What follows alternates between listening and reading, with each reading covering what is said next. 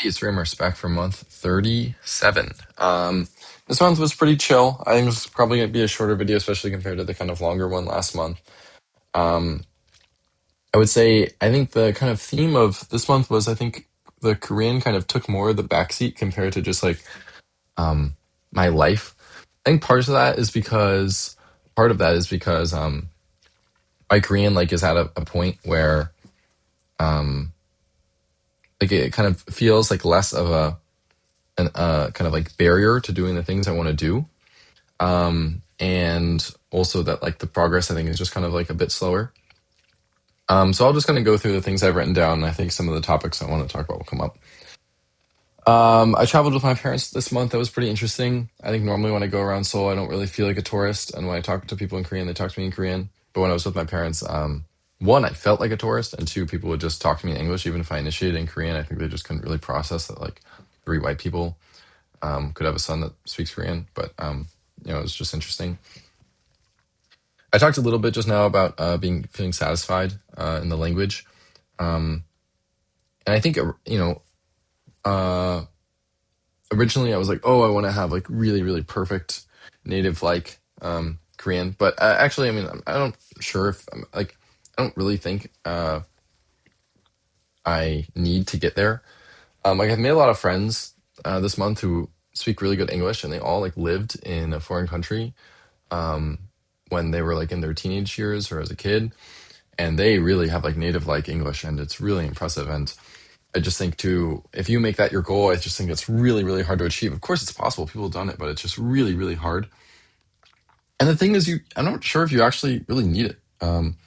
Like I think it's ideal, but I think actually it's kind of more doesn't matter in Korea than learning English. Like if you're in the U.S., if you don't have like your native English, like people will know you're an immigrant forever. But when I walk around Korea, everyone knows I'm an immigrant, right? I don't, no one looks at me and forever will ever assume I'm Korean, right? So if I don't sound like a Korean, I mean, does it really matter, right? Like, um, I already don't look Korean. I already am not Korean. I don't act like a Korean, right? And I think, so what is the point of the language? I think it's really just a tool to connect with people, right? And so I think that the two things that I think are still kind of missing for me are one, the ability to have deeper conversations. So I think when I talk with people in English, I just really love being able to have intellectual, deep conversations. And I think this is a bit hard to do right now in Korean. And then also I think just like um, sounding more like my friends. In the sense of like in like expressions and just like sounding like one of the guys, right? Rather than just like the like friend with like just like kind of stutters over their words all the time. Like I feel like my output, yeah, I wrote this, still sounds kind of like outward and wrong. If I don't have a perfect accent, if I still make some mistakes, that's fine.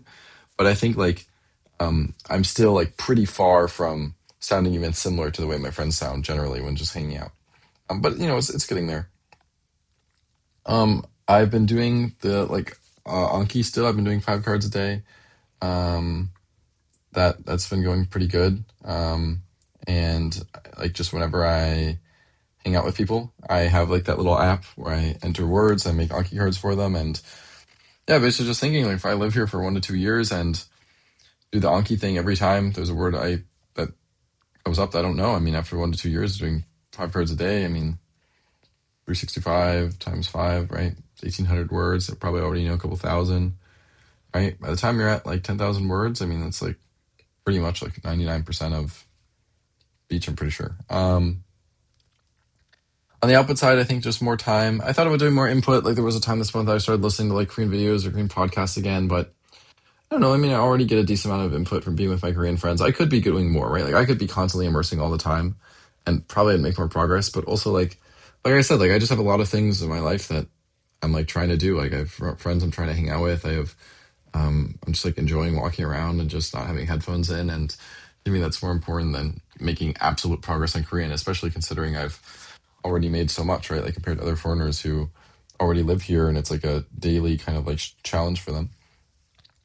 Um, I traveled and I met one of my Korean tutors spouse who was learning Korean, and they kind of asked me for advice, and they were very beginner level of Korean in Korea. And one of the things I told them was I think a lot of people who come here, live here for 20 years, never really get Korean. I think that one of the reasons that happens is they just kind of assume that in their head, they're like, oh, I don't know Korean. I can't speak Korean. Learning Korean is so hard that every time Korean comes on, I just kind of like turn my brain off. But you're getting natural input all the time.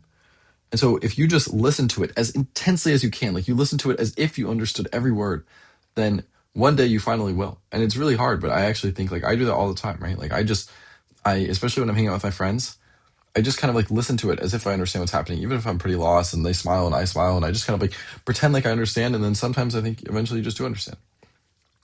Um, the other thing that kind of happened this month is I think I kind of sought connection a bit more. And that really kind of resulted in me spending more time with my English speaking friends just because I was able to connect with them deeper. Now, what's great is having some like English speaking friends who speak Korean. They can introduce me to their Korean friends and we can like speak Korean together.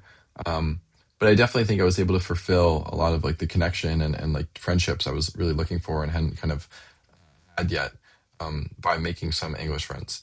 Now, I think it's still like I think it's actually important, or I thought the timeline I did this on was pretty good because, if you made your really deep English friends, you just only hang out with your English friends, you never really make any Korean friends. So I thought it was kind of good that I really pushed myself to make a lot of Korean friends first and then kind of did this later.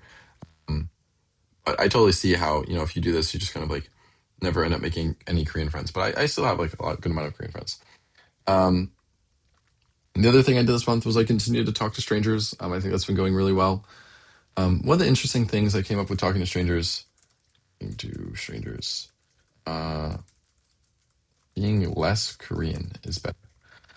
So what I mean by this is Korean people don't talk to strangers, and Korean people have a way that they treat Korean people who are strangers who talk to them, right? And usually it's by ignoring them. Um, and so when I've been talking to strangers, I actually had one friend who he's Korean, but his English is good enough to pass to as native. And when he talks to strangers, he uses English a lot. And the Korean people they often understand it, even if they can't speak English, and then he can understand it. But for him, like this is how he's able to kind of break out of the normal kind of interaction patterns, which is again, you don't talk to strangers and people have a way that they treat Koreans, right? Where if a guy comes up to you and if he looks Korean but he like speaks perfect English, you just kind of like treat him differently, especially if he like lies and says he's from Canada, right? Um, and for me, I think one of the things that this came up with is kind of not like in like being like less Korean in my interactions, right? Like the if a Korean were to go up to a stranger, they kind of have like a way they would talk to them. And it's not like not being polite, but like um I went to a lot of the college festivals and like if you like go up to some girls, you like go up with a drink and you go, oh, 한잔 하실래요? Right? Where I can just go over and I'm just like you would in the US. I just like go over and I sit down. I'm like, hey, like what's up, guys? Like I just want to come say hi. Like, oh my God, like you two are so beautiful. And I just wanted to give you that compliment. And, if I'm bothering you guys, I'll go right back to my table. But I just wanted to come talk to you. And were you a student? When are you studying? And no Korean would ever do that. But I can kind of get away with it because, like in their brain, in the Koreans' brains, like um, someone like who acts really Korean, who is Korean speaking Korean, like they just kind of don't allow them. Like that's not accepted.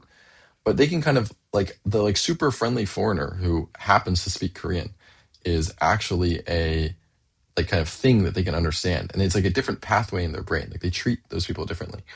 And so again, I kind of am fortunate because they look at me and they treat me differently. Or like for my friend, he has to speak English and they treat him differently. Um, but it's been interesting where I think if you try to be super Korean, um, then you kind of become more Korean, right? And I think one of the cool things that I like is that I'm not Korean, and I think that this allows me to just kind of connect with people in different ways, and kind of have some different experiences. So that was just something I noticed. But yeah, talking to strangers has been really fun. And they like give lots of compliments on the street now. I talked with this like ajoshi on a bench yesterday, even though I couldn't understand what he was saying. Yeah, talking to old people, guys, bro, the cab drivers, the ajoshis, it's so hard to fucking understand them. Um, what else? Oh, there was out with drunk friends. Um, so I met some friends who invited me to this like kind of like a big kind of like big table at a pocha of a bunch of drunk people, and it was super fun. And of course, I was the only foreigner. Um, but Yeah, trying to understand drunk people is really hard. I mean, it's hard even in your freaking native language, right? But the other thing is, I've had, many, many hours of watching videos of one-on-one conversations in quiet environments.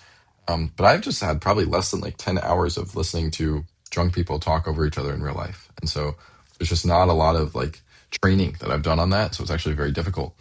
Um, and sometimes I worry that my friends think I'm not having fun because I look kind of like spaced out. I look like I'm like not laughing, but I'm so locked in, right? I'm so locked in. I'm like trying to like understand everything so intently. And the other thing is, in order to like get good enough where you can actually understand what's happening and laugh along and like understand the jokes and kind of have fun, there's going to be a period where you're learning and you're not good enough yet. But I think what's fun about that is it's fun knowing that you're in that time. Right? You know that if I just keep doing this and I keep doing this and I really try, then one day I'll be able to be good enough to really have fun like this. And so that also is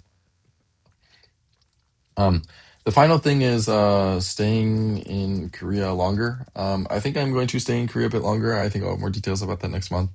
But I honestly, I just don't really want to go home. It's a lot of fun. And there's a couple options, so we'll see what happens. But thank you guys for watching. And I know this one was a bit short, but a bit less exciting, but I'm still here. And thank you for watching. So I will see you next month. All right. Bye bye.